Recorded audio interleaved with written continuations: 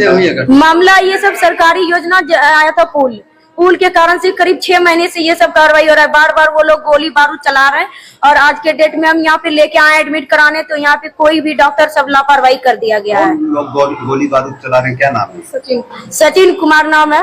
क्यों गोली बारूद चला रहे हो? क्योंकि वो लोग बोल रहा है कि जमीन थी जो है पुल हम अपने हिस्से में बनवाएंगे और हम लोग का कहना है कि 10 गद्दा चीज हम बीच में बनाएंगे, हर एक इंसान उसका फायदा उठाए, यही है। इसी कारण गोलीबारी कर रही है। इस कारण से वो लोग बोल रहा है कि हम नहीं बीच में बनाने देंगे, हम साइड में बनवाएंगे, हम अपने हिस्से में। सरकार की योजना है, इस पर तो वो लोग अपना बना रहा है, बोल रहा है सरकारी ने मेरा अपना फंड है। तो आप लोग थाना को सूचित किया? थाना को सूचित किया, ना थाना सुन रहा है, ना कोर्ट, ना कचहरी। कौन थाना है? संग्रामपुर थाना, मुंगेर डिस्ट्रिक्ट। ये मामला कब से?